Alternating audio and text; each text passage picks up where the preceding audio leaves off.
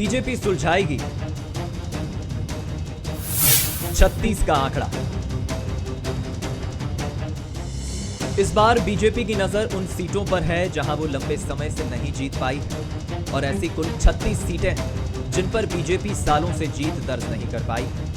अब ये माना जा रहा है कि बीजेपी गुजरात और यूपी फॉर्मूले के जरिए इन सीटों पर जीत दर्ज करने की योजना बना रही है। जाहिर है कि बीजेपी 2023 के विधानसभा चुनाव में इन सीटों को काफी गंभीरता से ले रही है। वो हर कीमत पर इन सीटों पर जीत दर्ज करना चाहती है। सबका साथ, सबका विकास, सबके विश्वास और सबके प्रयासों के इस मंत्र पर आज देश की जनता लगातार प्रधानमंत्री मोदी जी के नेतृत्व में आज भारतीय जनता पार्टी को लगातार सफलता मिल रही है। हम देश के अंदर विजय हासिल करते चले जा रहे हैं। 2023 के अंदर भी मध्य प्रदेश में भारतीय जनता पार्टी ऐतिहासिक बहुमत के साथ माननीय प्रधानमंत्री मोदी जी के नेतृत्व में इस मध्य प्रदेश में भी इतिहास बनाई। अब सवाल यह है कि आखिर बीजेपी के लिए आकांक्षी सीटें कौन सी हैं? तो बता दें, ऐसी सीटों में नेता प्रतिपक्ष डॉक्टर गोविंद सिंह का विधानसभा क्षेत्र लहार भी है, तो गुना जिले का राघोगढ़ जहां से दिग्विजय के बेटे जयवर्धन सिंह विधायक हैं। इधर खरगोन जिले की कसरावत सीट जहां पर सचिन यादव विधायक हैं। साथ ही भोपाल उत्तर सीट जहां से आरिफ अकील लगातार जीत कर आ रहे हैं। अब बीजेपी इन सीटों पर सेंध लगा पाएगी, ये बात की बात है। लेकिन कांग्रेस का दावा है कि इन सीटों के साथ ही पूरे प्रदेश में कांग्रेस की जीत तय है। जीवन संपर्क जो जिन नेताओं का आपने नाम लिया, इन लोगों ने जनता से बनाया है और संगठन भी इन क्षेत्रों में कांग्रेस का मजबूत है, तो कांग्रेस अपने गढ़ को बरकरार रखेगी बावजूद इनके दौड़ों के, इनकी कूटनीति के, इनके रणनीति के, धन बल, शासकीय तंत्र का बल जितना भी है सब कुछ लगाते हैं। बावजूद उसके ये जो क्षेत्र हैं जिनका आपने नाम लिया कांग्रेस का साथ देंगे। कांग्रेस के गढ़ बन चुके इन इलाकों में राजपुर की सीट भी शामिल है, जिससे कांग्रेस नेता बाला बच्चन चुनाव जीत कर आते हैं।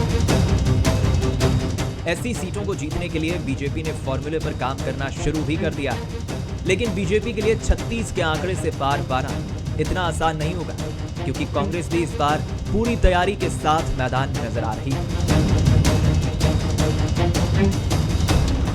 बंसल न्यूज के सवाल नंबर 1, 36 सीटों पर जीत के लिए क्या बीजेपी खास रणनीति बनाएगी? सवाल नंबर 2, कांग्रेस के गढ़ों में क्या बीजेपी सेंध लगा पाएगी? सवाल नंबर 3, क्या कांग्रेस फिर बीजेपी को 36 के आंकड़े में उलझा देगी? नमस्कार, मैं हूं शरद द्विवेदी और आज का हमारा मुद्दा है 36 का आंकड़ा। 36 का आंकड़ा, ये नई जनरेशन समझ ले कि काफ़ी पेचीदा जो फिगर होता है, बहुत ही कॉम्प्लेक्स्ड जो आंकड़ा होता है, उसको कहते हैं 36 का आंकड़ा। और सरल शब्दों में से समझें, जो बहुत ही डिफ़िकल्ट टास्क हो उसको मुहावरे की भाषा में या हल करने की कोशिश की जाए कि साहब इनके बीच में तो 36 का आंकड़ा है, यानी जो मैच ही नहीं करता, बड़ा कठिन होता है, टफ होता है, जिसको सॉल्व करना, सुलझाना। 36 का आंकड़ा है, उसको हल कैसे करेंगे? लेकिन बीजेपी ये मान रही है कि ये उसका स्वर्ण काल है। जिस तरह से अभी पूर्वोत्तर के नतीजे हैं, जिस तरह से गुजरात के नतीजे आए, जहां रिकॉर्ड बनाया 3 दशकों में भारतीय जनता पार्टी की बात करें, तो बीजेपी ये मानती है कि इस समय वो असंभव को भी संभव कर सकती है। और यही वजह है कि जिस तरह पिछली बार उसने कांग्रेस के अजेय गढ़ माने जाने वाली गुना लोकसभा सीट पर कब्जा किया था, इस बार छिंदवाड़ा लोकसभा सीट पर उसकी निगाह है। और इसी के साथ विधानसभा चुनाव में वो कसरावत की अगर बात कर लें, भोपाल उत्तर की बात कर लें, राघोगढ़ की बात कर लें या फिर लाहार की बात कर लें, तो इन तमाम सीटों पर वो मान रही है कि अगर वो मजबूत रणनीति के साथ आगे बढ़ती है तो वो परिणाम बहुत ही चौंकाने वाले ला सकती है। ये ऐसी उसकी सोच भी है, ऐसा उसका दावा भी है।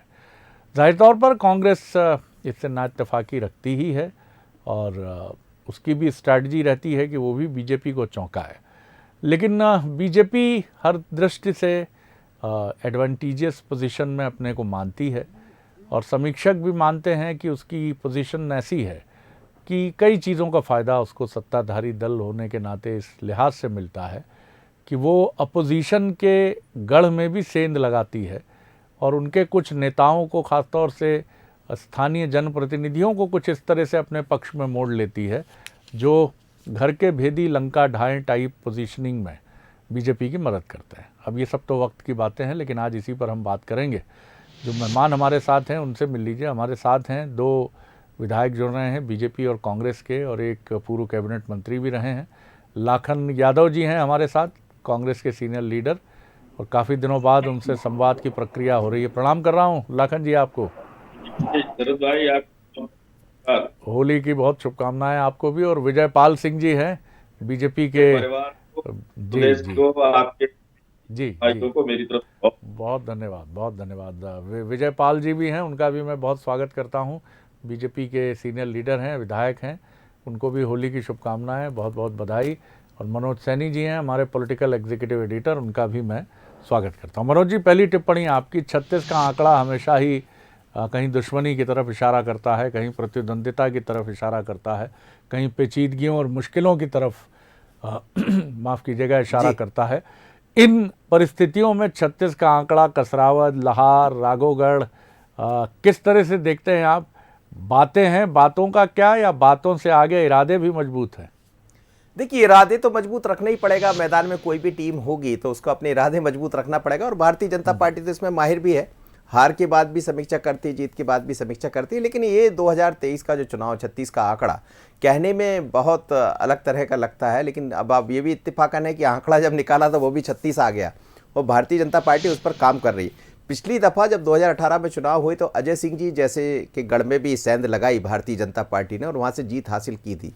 और वहीं से ये पूरी बात निकल कर सामने आई कि ऐसा भी हो सकता है कि ऐसे 36 सीटें, कुल मिलाकर 103 आकांक्षी सीटें हैं जिस पर भारतीय जनता पार्टी की नज़र है, लेकिन उनमें से भी 36 ऐसी जिस पर बीजेपी जीत नहीं पाई। तो अब 36 को टारगेट करना है, और मुद्दा वही है कि गुजरात फार्मूले पर, ये गुजरात और उत्तर प्रदेश से फार्मूला निकल कर आया, उसी फार्मूले को मध्य प्रदेश में बढ़ाया गया है। अमित शाह जी लगातार निगाहें बनाए हुए हैं और उसी के साथ आगे बढ़ रहा है। लेकिन यदि आप गोविंद सिंह जी को गोविंद सिंह के गढ़ में घेर दीजिए, राघवगढ़ की यदि हम बात करें तो एक युवा नेता है, तुरुप नेता है जयवर्धन जी, उनको वहाँ रोक दीजिए। यदि हम जाते हैं कसरावत की तरफ तो यादव बाहुल यानी ओबीसी वोट भी शामिल इसमें होगा, और सचिन यादव एक ऐसे कद्दावर नेता है तो उनको भी वहाँ रोक दीजिए। तो इसमें 2 तरह के प्लान है शरद जी, और उसी को लेकर बीजेपी आगे बढ़ रही है। लेकिन कांग्रेस भी कमज़ोर नहीं है। जैसे बिंद में आज दिग्विजय सिंह पहुँच गए हैं, लगातार दौरे कर रहे हैं कमलनाथ जी भी, तो बहुत अलग रणनीति के तौर पर दोनों ही दल बढ़ रहे हैं। पर इतना ज़रूर है कि जिस तरह की तैयारियाँ नज़र आ रही है, अब 36 का आंकड़ा किसका फिट बैठेगा, और बिल्कुल आप सही कह रहे हैं जी, ये जरा देखना जी। दिग्विजय सिंह जी का विंध्य दौरा है, और इस दौरे के अगर डिटेल्स में आप जाएंगे तो वो वरिष्ठ नेताओं के यहाँ जा रहे हैं, कई जगह वो बैठक करने जा रहे हैं, और ये सुख दुख की बैठकें हैं। जहाँ कहीं कोई ऐसी घटना हुई है जहाँ प्रसन्नता से जुड़ी है या प्रसन्नता से जुड़ी नहीं है, अफसोस और दुख की घटना है, तो ऐसी जगह जाकर यानी कार्यकर्ताओं को मिलना उनसे, और ये भरोसा देना कि हम साथ साथ हैं, महत्वपूर्ण बात है। चलिए, किस तरह देखते हैं लाखन जी आप? काफ़ी करीब से आपने 2018 के चुनाव को न सिर्फ देखा बल्कि आप इसके साक्षी भी बने कि सरकार बनी आपकी। ठीक है, आगे जो भी परिस्थितियां रही हैं वो सब अतीत की बातें हैं, लेकिन बीजेपी जिस तरह जोर लगा रही है, और अब की बार उसका इरादा ये है कि कांग्रेस के महत्वपूर्ण गढ़ों में वो कुछ इस तरह से सेंध लगाए कि कांग्रेस हक्की बक्की रह जाए। किस तरह देखते हैं आप बीजेपी की इस रणनीति को? जी शरद भाई, निश्चित तौर पर आपने जो कहा है कि बीजेपी बहुत प्लानिंग से, रणनीति से चुनाव लड़ने जा रही है। मुझे लगता है बीजेपी हो, कांग्रेस हो या अन्य कोई दल हो, जब चुनाव होते हैं तो हर दल अपने अपने स्तर से अपनी अपनी रणनीतियों से चुनाव लड़ता है। जी 2018 का चुनाव भी भारतीय जनता पार्टी ने कोई बगैर रणनीति, बगैर प्लानिंग के नहीं लड़ा। 2018 के रिजल्ट आपने देखे, मध्य प्रदेश के तमाम सारे अवाम ने मैंडेट कांग्रेस को दिया था। जी, आपकी आवाज़ हमें ठीक से नहीं मिल रही है। मैं एक बार कोशिश करता हूं कि टीम से रिक्वेस्ट करता हूं कि आवाज़ का ये जो इको है, ये इको दूर हो सके। तो जैसा हम आपको बता रहे थे कि पूरी कोशिश है बीजेपी की कि वो कुछ ऐसी रणनीति बनाए जिस रणनीति से कांग्रेस को वो हक्का बक्का करते। मनोज जी, जब तक कुछ इनपुट्स आप और दे दीजिए, फिर मैं जी। चलता हूं लाखन जी की तरफ। जी देखिए शरद जी, असल में भारतीय जनता पार्टी ने अलग अलग सर्वे कराए हैं और सर्वे के आधार पर यह भी समझ आ रहा है कि जो भारतीय जनता पार्टी की सीटें थी, कांग्रेस उस पर भी काम कर रही। कांग्रेस ने करीब 60 ऐसी सीटें निकाली, जैसे 36 भारतीय जनता पार्टी ने, तो 60 कांग्रेस के पास भी ऐसी सीटें हैं जिस पर वो बड़ी अलग तरह से काम कर रही, जो कभी आती जाती रही, कभी बीजेपी के पास गई है, कभी कांग्रेस के पास गई है। तो ऐसी 60 सीटें हैं जिस पर कांग्रेस को भी लगता है कि इस पर हम मजबूती के साथ आगे बढ़ते, और यदि 60 में से वो 25-30 सीटों पर भी अपनी जगह बना पाने में सफल होती है तो फिर बाकी गणित बिगड़ जाएगा। तो वो गणित की पूर्ति होगी कहाँ से? तो फिर ऐसा 36 का आंकड़ा निकला, 103 कुल आकांक्षी विधानसभा निकली। तो बहुत ही रणनीतिक तौर पर दोनों ही दल काम कर रहे हैं, एक दूसरे की खबरें भी रख रहे हैं और खबरों के साथ। चलिए लाखन जी जुड़ गए, उनसे एक बार रिएक्शन ले लेता हूं जल्दी से। जी लाखन जी बोलिए। जी हेलो जी। हेलो। हाँ, अभी भी प्रॉब्लम बनी हुई है। चलिए मैं लौटता हूं आपकी तरफ, जब तक टीम देखती है, कोशिश करती है। विजय पाल जी की एक रिएक्शन लेता हूं मैं। विजय जी बताइए, आप किस तरह देखते हैं? बात तो बड़ी तगड़ी और गहरी की है अगर बीजेपी की हम बात करें, लेकिन वाकई क्या इसमें इतना दम है कि आप इस बार ऐसी किसी रणनीति के साथ सामने आएंगे? क्योंकि माना यह जा रहा है कि बीजेपी भी इस बार बहुत ही चुनौतीपूर्ण स्थितियों में इसलिए है कि 2018 की लड़ाई जिस तरह से लड़ी गई थी, तो 2023 में भी जंग दोनों ही पार्टियों के लिए आसान नहीं है। जी शरद जी, पहले तो नमस्कार आपको। नमस्कार सर। जी क्योंकि भारतीय जनता पार्टी हमेशा जब भी चुनाव होते, चुनाव के मध्य से ही काम नहीं करती। भारतीय जनता पार्टी चुनाव के तुरंत बाद काम में लग जाती है। जी। हार जीत जो होती है उसको ध्यान में ना रखते हुए जनता के बीच में रहकर काम करने का काम करते हैं। और आप जानते होंगे, जैसे पिछली बार हुआ तो जुमले की सरकार, जुमले के आधार पर सरकार है, और उन जुमलों को कभी पूरा नहीं किया। लेकिन भारतीय जनता पार्टी निरंतर सरकार में रहकर जनता के जनहित के काम करती है। जनहित के काम के आधार पर भारतीय जनता पार्टी विजय से भी प्राप्त करती है। भारतीय जनता पार्टी के सबसे बड़ी अगर कोई उपलब्धि है तो भारतीय जनता पार्टी का संगठन के माध्यम से हम इन सीटों पर भी फोकस कर रहे हैं। हम बूथ तक जाकर हमारे कार्यकर्ताओं को मजबूत करने का काम कर रहे हैं और भारतीय जनता पार्टी उस पर काम करने चली आ रही है। और आप निश्चित मानिए कि ये 36 सीट जो हमारा नारा था कि अब की बार 200 पार, इस बार हम अब की बार 200 पार से ऊपर निकलेंगे, और जो 36 सीटें हैं उन पर भी हम सीट प्राप्त करेंगे। तो हम विकास के आधार पर काम करते हैं, जुमलों के आधार पर काम नहीं करते, विकास के आधार पर काम। चलिए मैं लौटूंगा आपकी तरफ और टीम से गुजारिश करूंगा कि ऑडियो का इशू थोड़ा सा रिजॉल्व करें। वो विजय जी की भी आवाज़ बहुत स्पष्ट नहीं पहुंच रही थी। लाखन जी आप अपनी बात पूरी करें। जी चलिए, मुझे लगता है कि आज थोड़ा ऑडियो का समस्या है और इसके लिए हम आपसे माफ़ी चाहेंगे कि इस उलझन में इस डिबेट की रिदम जो है वो कहीं खिसक जाती है। मनोज जी मैं आपकी तरफ आऊँगा। अनफॉर्चुनेट है ये, लेकिन प्लीज़ बियर विद अस। जी बिल्कुल। देखिए शरद जी, जैसा विजय पाल जी भी बता रहे थे और लाखन जी को जितना सुन पा रहे थे, लाखन भी वही कह रहे थे कि हम बहुत एक अलग रणनीतिक तौर पर काम कर रहे हैं। आप देखिए, चंबल ग्वालियर ने पिछली दफ़ा भारतीय जनता पार्टी का साथ ना देकर कांग्रेस का साथ दिया, लेकिन अब जो चंबल ग्वालियर के लोग हैं जिनके कारण कांग्रेस आगे बढ़ी थी, वो अब भारतीय जनता पार्टी के साथ है। और यदि हम बिंद की तरफ भी जाते हैं तो बिंद ने बहुत अच्छा प्रतिसाद भारतीय जनता पार्टी को दिया, वहाँ कांग्रेस का नुकसान हुआ। और कांग्रेस के दिग्विजय सिंह या बाकी जो नेता है वो उस पर काम कर रहे हैं। यदि हम बाकी महाकौशल और मालवा को देख लेते हैं तो वहाँ भी यही स्थिति, कमलनाथ जी ने महाकौशल को संभाल रखा है और जीतू पटवारी मालवा में खम ठोंक रहे। तो हम ये कह सकते हैं कि बहुत ही रणनीतिक तौर पर दोनों ही दल आगे बढ़ने की तैयारी में, और इस बात से वाकिफ भारतीय जनता पार्टी भी है।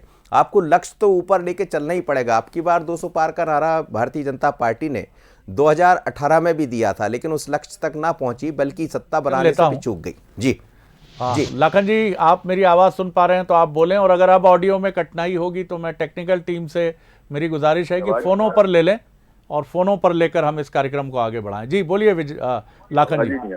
जी मेरे ख्याल से फ़ोनों पर लेकर हम आगे बढ़ें, फ़ोन पर ले लें, हम वीडियो स्टिल करें और फ़ोन पर लेकर आगे बढ़ें। चलिए विजय जी आप अपनी बात कहिए। आज कुछ गड़बड़ी का दिन है, तो ये निरंतर गड़बड़ी जो है प्रिवेल कर रही है। जी बोलिए। जी दोनों ही बंद है, मुझे टेक्निकल टीम बता रही है। तो मनोज जी आपको ही बोलना पड़ेगा, आज लगता है कि आज का पूरा कार्यक्रम आपके नाम रहेगा जी। देखिए शरद जी, दोनों ही बड़े महत्वपूर्ण नेता है विजयपाल जी, और दोनों लगातार दौरे कर रहे हैं, चुनावी दौरे इनको कहा जा सकता है। हालांकि चुनाव में लंबा वक्त है और इसीलिए जब कभी जुड़ते हैं तो ये दिक्कतें आती, दर्शक भी इस बात को समझ रहे होंगे। पर बहुत ही रणनीतिक तौर पर लाखन सिंह भी आज जयवर्धन सिंह ग्वालियर में पहुंचे, चंबल में पहुंचे, वो उनके साथ थे। ग्वालियर उनको पहुंचना था लेकिन डबरा से हमारे साथ जुड़े हैं। लाखन जी मेरी आवाज सुन पा रहे हो तो बोलिए जी। अब ईश्वर से मैं प्रार्थना कर रहा हूं कि आपकी आवाज बिल्कुल ठीक पहुंचे, क्योंकि विपक्ष की आवाज अगर नहीं पहुंचेगी आवाज आ रही है, गड़बड़ हो जाएगा जी। बोलिए। नहीं आ रही, कुछ हाँ, कुछ आवाज आ रही है। बोलिए बोलिए जी। नहीं क्या मैं उस काफी समय निकल गया, क्या चर्चा हो गई मेरे को नहीं पता लग पाया, जानकारी में नहीं है। आप कोई प्रश्न करें, ये हाँ। क्या प्रश्न कर रहे हैं, मैं फिर उस पर जवाब दूं। 36 सीटें जो महत्वपूर्ण हैं कांग्रेस के लिए, बहुत महत्वपूर्ण है। उसके दिग्गज नेताओं की इन 36 सीटों में कई अहम सीटें हैं, कसरावद, लाहार, राघोगढ़। इन सीटों पर निगाह है बीजेपी की और इनको हथियाने का दावा भी है उसका इस चुनाव में। क्या कहेंगे आप? देखिए शरद भाई, जब कोई दल लड़ता है, चुनाव जब होता है, तो निश्चित तौर पर हर दल अपने अपने स्तर पर अपनी अपनी रणनीति और प्लानिंग करता है। मैंने कहा ना, भारतीय जनता पार्टी ने 2013 में 18 में भी रणनीति बनाई थी, उस समय भी चुनाव हुए थे। कांग्रेस अपनी, हर दल अपनी अपनी रणनीति तय करता है।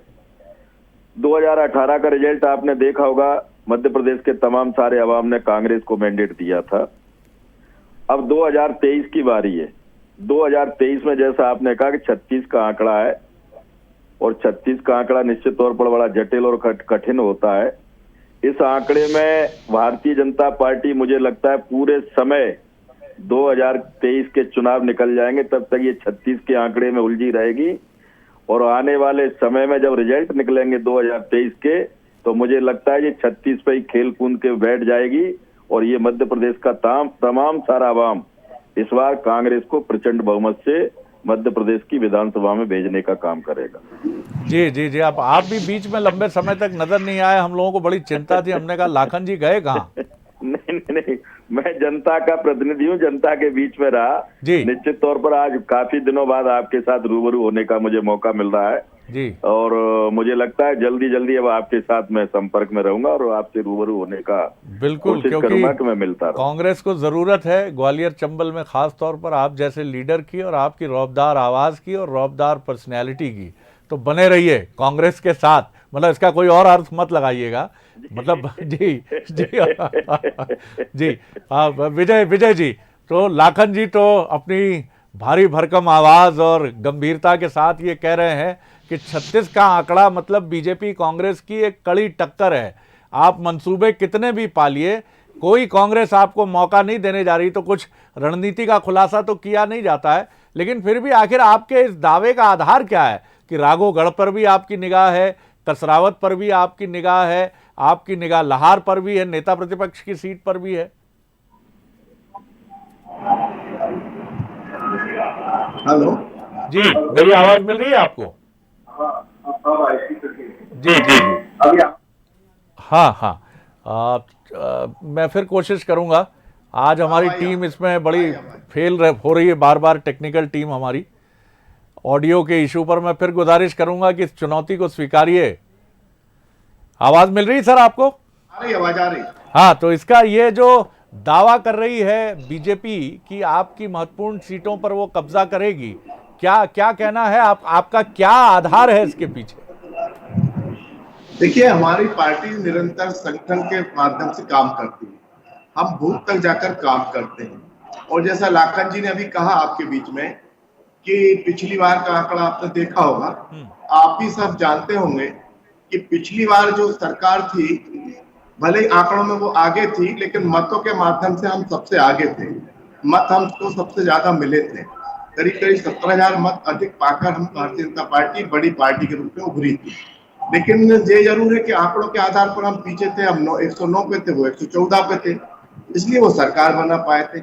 लेकिन निरंतर हमारी पार्टी चुनाव होता उसके दूसरे दिन से काम पे लग जाती है, और हमारा फोकस भी रहता है कि हम कहीं जहाँ जो मतदान केंद्र हारे हैं उस मतदान केंद्र को कैसे हम मजबूत करेंगे।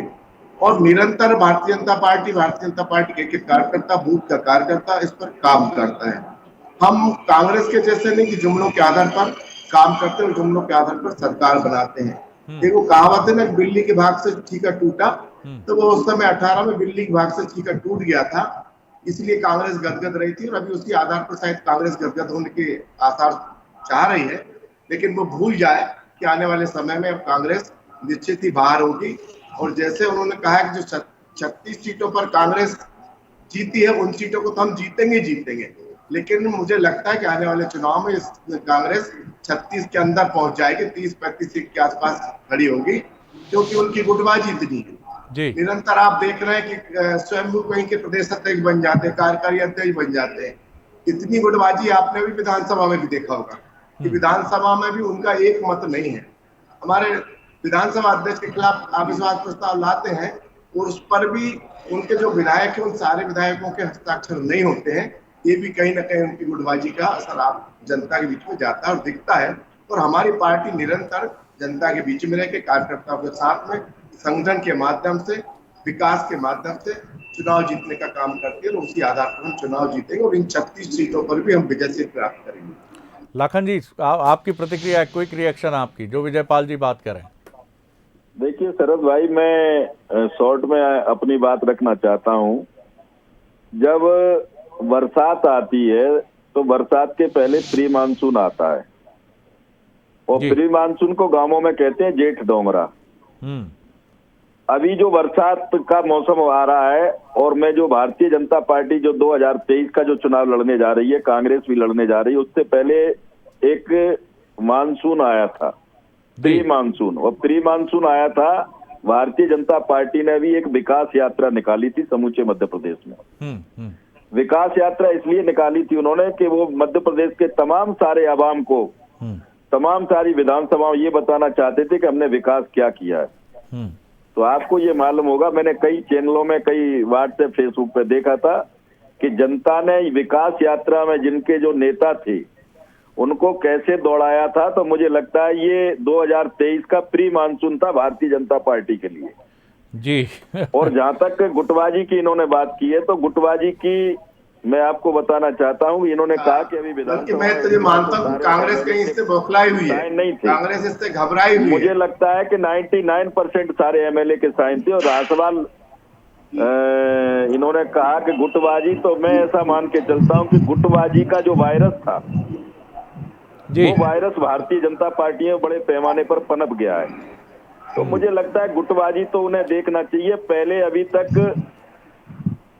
भारतीय जनता पार्टी एक पार्टी हुआ करती थी, लेकिन जब से मध्य प्रदेश की गवर्नमेंट, लाखन जी हम नहीं कह रहे हैं, आपके ही जीतू पटवारी जी कह रहे थे कि मैं स्वयं प्रदेश का कार्यकारी अध्यक्ष हूँ, मैं खुद अध्यक्ष हूँ। इधर माननीय कमलनाथ जी कहते हैं कि मैं अध्यक्ष हूँ। गुटबाजी का वायरस, विजयपाल जी, गुटबाजी का वायरस, ऐसा आरोप है लाखन जी का, इस पर एक क्विक रिएक्शन आपकी। नहीं, भारतीय जनता पार्टी में कोई गुटबाजी नहीं है, आपको भी देखने को भी नहीं मिली होगी। और भारतीय जनता पार्टी क्या शरद भाई, विजय भाई ने मेरी बात को पूरा सुन नहीं पाए। वायरस के लिए परीक्षण करना पड़ता है, रक्त परीक्षण जी। हाँ बिल्कुल, और ये कर नहीं पाएंगे जब तक 23 का इलेक्शन निकल जाएगा जी। ये वायरस का इन्वेस्टिगेशन ही करते रहेंगे, मुझे नहीं लगता ये वायरस नहीं पकड़ पाएगा। लाखन जी, हमको वायरस का परीक्षण करने की आवश्यकता नहीं है, क्योंकि हमारी पार्टी निरंतर जमीन पर रहकर काम करती है, हमारा कार्यकर्ता जमीन पर रहकर काम करता है। हमें कोई गुटबाजी नहीं। पहले वाली पार्टी नहीं रही जो पहले Bharatiya Janata party cadre base पे काम करती थी, आज भारतीय जनता पार्टी, मैंने कहा ना कुछ नए वायरस की वजह से भारतीय जनता पार्टी कैडर पे काम नहीं कर पा रही है, चलिए मनोज जी, एक क्विक रिएक्शन आपका, 30 सेकंड है आपके पास मनोज जी। बिल्कुल शरद जी, देखिए दोनों को आप सुन रहे हैं, लाखन जी को भी, विजय जी को भी। अब इसी से समझ आ रहा है कि 2023 का चुनाव कितना कठिन होगा। यदि एक एक सीट पर वो भी काम कर रहे हैं, ये भी काम कर रहे हैं, और 36 ऐसी सीट है जो कभी भारतीय जनता पार्टी के पास आ ना पाई हो, उनको लाने की तैयारी है, तो कांग्रेस की तैयारी भी वही है।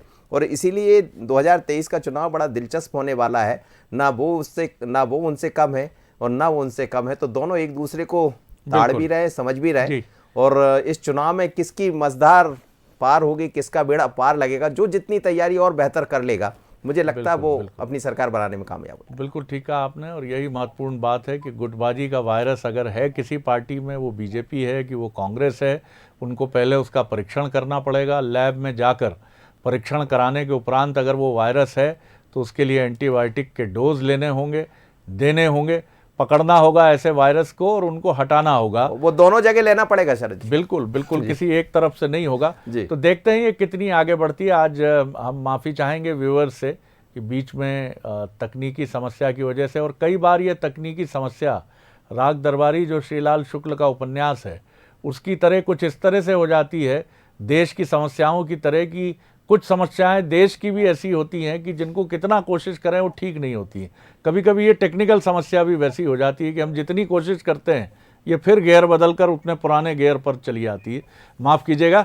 बहुत अच्छा लगा दो नेताओं को, सीजन पॉलिटिशियंस को बीजेपी कांग्रेस के देख के। आप दोनों को बहुत शुभकामनाएं, आपकी पार्टियों को शुभकामनाएं। आप तीनों का धन्यवाद इस बहस से जुड़ने के लिए। आगे देखिए छत्तीसगढ़ आज का मुद्दा, ऐसे ही होगी क्या शराबबंदी? नमस्कार।